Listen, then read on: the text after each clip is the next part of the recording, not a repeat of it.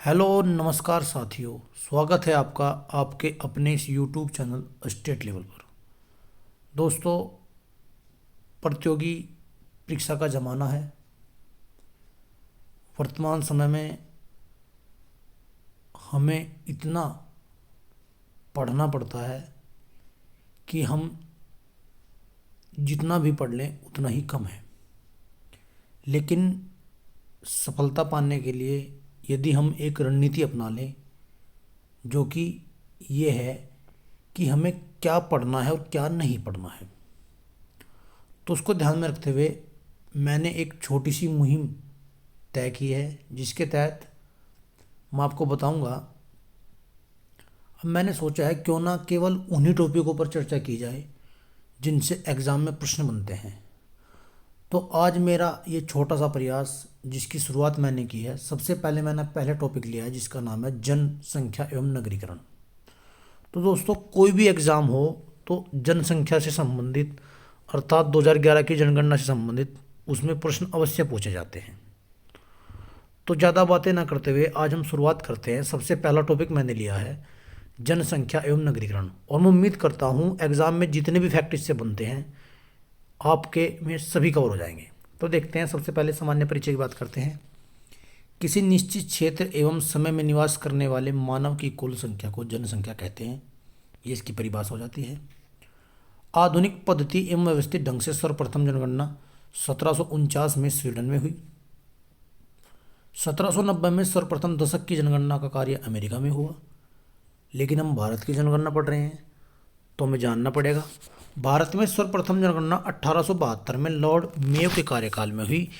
छोटे मोटे एग्जाम में ये क्वेश्चन सीधा सीधा पूछ लेता है दोस्तों। 1881 में लॉर्ड रिपन के कार्यकाल में इसे प्रत्येक 10 वर्ष के अंतराल पर कराया जाने लगा। 1881 में जनगणना आयुक्त डब्ल्यू प्लाडेन थे। वहीं स्वतंत्र भारत की पहली जनगणना 1951 के समय हुई तथा उस टाइम पर जनगणना आयुक्त R.A. गोपाला स्वामी थे। भारत में 1911 से 1921 के दशक में जनसंख्या की वृद्धि दर न्यूनतम रही, इसलिए वर्ष 1921 को महाविभाजक वर्ष कहते हैं। भारत में वर्ष 1872 के बाद 2011 की जनगणना ये 15वीं जनगणना थी और स्वतंत्र भारत ये 7वीं जनगणना थी। कई बार ये छोटे छोटे फैक्ट भी एग्जाम में पूछ लेता है। अब जान लेते हैं, देश की जनगणना का दायित्व भारतीय संविधान के अनुच्छेद 246 के अनुसार भारत सरकार के गृह मंत्रालय के अधीन महापंजीयन कार्यालय और जनगणना आयुक्त का होता है। यानी कौन जनगणना कराता है ये उसके बारे में लिखा हुआ है। जनगणना 2011 का कार्य 2 चरणों में पूरा किया गया। पहले चरण में आवास के बारे में जानकारी को शामिल किया गया तथा दूसरे चरण में जनसंख्या की गिनती का कार्य देश भर में किया गया। इसे जनगणना नाम दिया गया। 2011 की जनगणना के अनुसार भारत की कुल जनसंख्या लगभग 121.09 करोड़, जिसमें पुरुषों की जनसंख्या 51.47% तथा महिलाओं की संख्या 48.53% थी। भारत में सबसे कम जनसंख्या वाला राज्य सिक्किम और केंद्र शासित प्रदेश लक्षद्वीप था। ये भी सीधा सीधा प्रश्न एग्जाम में पूछ लेता है, आपको याद रखना है। जनसंख्या की दृष्टि से राज्यों का घटता क्रम उत्तर प्रदेश, महाराष्ट्र और बिहार था तथा जनसंख्या की दृष्टि से केंद्र शासित प्रदेशों का घटता क्रम दिल्ली, पुडुचेरी और चंडीगढ़।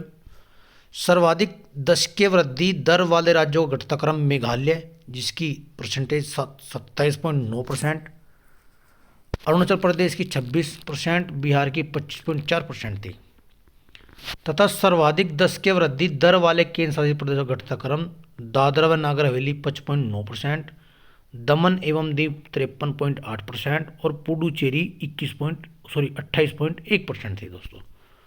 आगे बढ़ते हैं, जान लेते हैं। न्यूनतम दशकीय वृद्धि दर वाले राज्य नागालैंड, केरल, गोवा और आंध्र प्रदेश थे। भारत में सर्वाधिक जनसंख्या वाले राज्य घटते क्रम में उत्तर प्रदेश, महाराष्ट्र, बिहार और पश्चिम बंगाल। इनकी परसेंटेज आप देख लेना, लिखी हुई है। भारत में न्यूनतम जनसंख्या वाले राज्य बढ़ते क्रम सिक्किम, मिजोरम, अरुणाचल प्रदेश और गोवा थे दोस्तों। लेकिन बात कर लेते हैं जनसंख्या घनत्व की। प्रति वर्ग किलोमीटर क्षेत्र में निवास करने वाले लोगों की संख्या के औसत को जनसंख्या घनत्व कहते हैं। वर्ष 2011 की जनगणना के आधार पर 17.72% की 10 के वृद्धि के साथ भारत की जनसंख्या घनत्व 382 व्यक्ति प्रति वर्ग किलोमीटर है, जो कि 2001 की जनगणना 325 से 57 अधिक है। ये पूछ लेता है कि भाई 2001 की जनगणना में और 2011 की जनगणना में जनसंख्या घनत्व में क्या डिफरेंस था, ये पूछ लेता है। जनगणना 2011 के अनुसार अरुणाचल प्रदेश में जनसंख्या घनत्व न्यूनतम, ये क्वेश्चन कई बार एग्जाम में आया है, कई बार आपको याद रखना है, मात्र 17 व्यक्ति प्रति वर्ग किलोमीटर है। वहीं बिहार अधिकतम 1106 व्यक्ति प्रति वर्ग किलोमीटर है। 20वीं शताब्दी की शुरुआत अर्थात वर्ष 1901 में भारत का जनघनत्व मात्र 77 व्यक्ति प्रति वर्ग किलोमीटर था। ठीक, आगे बढ़ते हैं। जनसंख्या घनत्व की दृष्टि से भारत राज्यों का घटता क्रम बिहार, फिर पश्चिम बंगाल, केरल, ये आता होता है। जनसंख्या घनत्व की दृष्टि से केंद्र शासित प्रदेशों का घटता क्रम दिल्ली 11,320 व्यक्ति प्रति वर्ग किलोमीटर, चंडीगढ़ 9,258 व्यक्ति प्रति वर्ग किलोमीटर और पुडुचेरी 2,547 व्यक्ति वर्ग मीटर। जनसंख्या घनत्व की दृष्टि से न्यूनतम जन घनत्व वाले राज्य बढ़ते क्रम अरुणाचल प्रदेश 17 व्यक्ति हैं, मिजोरम 52 व्यक्ति प्रति वर्ग किलोमीटर हैं और सिक्किम 86 व्यक्ति प्रति वर्ग किलोमीटर हैं। ठीक, इसे आगे बढ़ते हैं। जनसंख्या घनत्व की दृष्टि से न्यूनतम जन घनत्व वाले केंद्र शासित प्रदेशों का बढ़ता हुआ क्रम अंडमान निकोबार द्वीप समूह 46 व्यक्ति प्रति वर्ग किलोमीटर, दादर एवं नागर हवेली 700 व्यक्ति प्रति वर्ग किलोमीटर और लक्षद्वीप 2,149 व्यक्ति प्रति वर्ग किलोमीटर है। अब देख लेते हैं 1901 से 2011 तक भारत की जनसंख्या घनत्व वास्तव में रहा क्या था। 1901 में जो जनघनत्व था वह 77 था, 1911 में 82 था, 1921 में 81 जनघनत्व था, 1931 में 90, 1941 में 103 था जी, 1951 में 117, 1961 में 142, 1971 में 177, 1981 216, 1991 में 274, 2001 में 325 और 2011 में 382 था दोस्तों। ठीक इसी क्रम में एक महत्वपूर्ण चीज़ लिंगानुपात की आती है। लिंगानुपात समाज में एक निश्चित काल के दौरान पुरुषों एवं महिलाओं के बीच प्रचलित समानता को मापने का एक महत्वपूर्ण सामाजिक संकेतक होता है। लिंगानुपात को प्रति 1000 पुरुषों की तुलना महिलाओं की संख्या के रूप में परिभाषित किया जाता है, यानी 1000 पुरुषों पर कितनी महिलाओं का अनुपात है। वर्ष 2011 की जनगणना के अनुसार भारत का लिंगानुपात 943 है। एग्जाम में क्वेश्चन आता है, बार बार आता है दोस्तों, जो यह दर्शाता है कि भारत में पुरुषों की अपेक्षा स्त्रियों की संख्या कम है। 2001 में यह 993 था, अर्थात पिछले दशक की अपेक्षा इसमें 10 अंकों का सुधार हुआ है। आगे बढ़ते हैं। सर्वाधिक लिंगानुपात वाले राज्यों का घटता क्रम केरल जिसमें 1084, तमिलनाडु 996, आंध्र प्रदेश में 993। जबकि बात करें न्यूनतम लिंगानुपात वाले राज्यों का बढ़ता क्रम में 879, जम्मू कश्मीर में 889, सिक्किम में 890, पंजाब में 895, उत्तर प्रदेश में 912 है दोस्तों। हमारे यूपी का पूछा जा सकता है किसी भी एग्जाम में, बार बार पूछा जाता है। सर्वाधिक लिंगानुपात वाले केंद्र शासित प्रदेशों का घटता हुआ क्रम पुडुचेरी 1037, लक्षद्वीप 940, अंडमान निकोबार द्वीप समूह 876 है दोस्तों। लिंगानुपात के परिप्रेक्ष्य में भारत की स्थिति पड़ोसी देशों के साथ साथ इस प्रकार है। चीन का 926, पाकिस्तान का 943, बांग्लादेश 978, नेपाल 1014, श्रीलंका 1034, म्यांमार 1048। सर्वाधिक शिशु लिंगानुपात वाले राज्यों का घटता क्रम अरुणाचल प्रदेश 972, मिजोरम 970, मेघालय 970 और छत्तीसगढ़ का 969 है दोस्तों। और न्यूनतम शिशु लिंगानुपात वाले राज्यों का बढ़ता क्रम कुछ इस प्रकार है। 834 यह हरियाणा का है, पंजाब का 840, जम्मू कश्मीर का 862, राजस्थान का 888 है। सर्वाधिक शिशु लिंगानुपात वाला केंद्र शासित प्रदेश अंडमान निकोबार द्वीप समूह जिसमें 968 न्यूनतम शिशु लिंगानुपात वाला केंद्र शासित दिल्ली है। बात करते हैं साक्षरता की। 7 वर्ष तक उससे ऊपर की आयु के ऐसे सभी व्यक्ति जो किसी भी भाषा में पढ़ने लिखने में सक्षम हो साक्षर कहलाते हैं। 1981 से पूर्व 5 वर्ष या उससे ऊपर आयु वर्ग को साक्षर माना जाता था, लेकिन यह बढ़ा दिया गया, 7 वर्ष कर दिया गया। 2011 की जनगणना के समय भारत की साक्षरता दर 74.04% थी। एग्जाम में फैक्ट सीधा सीधा पूछा जाता है, जिसमें पुरुष साक्षरता दर इतनी और महिला साक्षरता दर 65.40% थी। इस प्रकार पुरुष एवं महिला साक्षरता दर में लगभग 16.68% का अंतर मौजूद है। स्वतंत्रता के बाद 1951 में भारत की साक्षरता दर मात्र 18.33% थी, जिसमें पुरुषों की संख्या 27.16%, महिलाओं की 8.86% थी। सर्वाधिक साक्षरता वाले राज्यों का घटता क्रम केरल, मिजोरम और गोवा है। सर्वाधिक साक्षरता केंद्र शासित प्रदेश में लक्षद्वीप 91.85, दमन दीव 87.10 और अंडमान निकोबार 86.63% है दोस्तों। न्यूनतम साक्षरता वाले राज्य में बढ़ते क्रम बिहार, अरुणाचल प्रदेश और राजस्थान है। न्यूनतम साक्षरता वाले केंद्र शासित प्रदेश में बढ़ते क्रम में दादरा नागर हवेली, पुडुचेरी और चंडीगढ़ है। सर्वाधिक पुरुष साक्षरता वाले राज्य घटते क्रम केरल, मिजोरम, गोवा, त्रिपुरा। सर्वाधिक पुरुष साक्षरता वाला केंद्र शासित प्रदेश लक्षद्वीप माना जाता है, जिसकी साक्षरता दर लगभग 95.6% है दोस्तों। सर्वाधिक महिला साक्षरता वाले घटते क्रम में जो राज्य हैं, केरल 92.1%, मिजोरम 79.3%, गोवा 84.7% और त्रिपुरा 82.7% है। सर्वाधिक महिला साक्षरता वाला केंद्र शासित प्रदेश भी लक्षद्वीप है। न्यूनतम पुरुष साक्षरता वाले राज्य बढ़ते क्रम बिहार, अरुणाचल प्रदेश, मेघालय है। न्यूनतम पुरुष साक्षरता वाला केंद्र शासित प्रदेश दादरा नागर हवेली है। और न्यूनतम महिला साक्षरता वाले बढ़ते क्रम में बिहार की बात करें, राजस्थान, झारखंड, जम्मू कश्मीर, यूपी की बात कर लेते हैं। और न्यूनतम महिला साक्षरता वाला केंद्र शासित प्रदेश दादरा व नागर हवेली है, जिसकी दर 64.3% है। बात करते हैं सामाजिक, आर्थिक एवं जाति आधारित जनगणना 2011। अभी कुछ दिन पहले बिहार इसका विषय चर्चा बना हुआ था। बिहार ने शुरुआत की है जाति आधार पर जनगणना करने की, तो आपको याद रखना है। पहली बार जाति आधारित जनगणना 1931 में की गई थी। यह स्वतंत्रता के पश्चात पहली सामाजिक, आर्थिक एवं जाति आधारित जनगणना है। इसकी शुरुआत 29 जून 2011 को पश्चिमी त्रिपुरा के सांखोल ग्राम में की गई थी। यह जनगणना ग्रामीण विकास मंत्रालय एवं योजना आयोग के वर्तमान नीति आयोग द्वारा संपन्न की गई। बात कर लेते हैं आगे। SECC केसरी हिस्से की सर्वेक्षण हेतु आसिम समिति, जबकि ग्रामीण हिस्से के सर्वेक्षण हेतु सक्सेना समिति की सिफारिश, इसके बारे में मतलब जो कार्य किया था वो इस समिति ने कार्य किया था। बात कर लेते हैं 2011 के इसके प्रमुख निष्कर्ष क्या क्या है।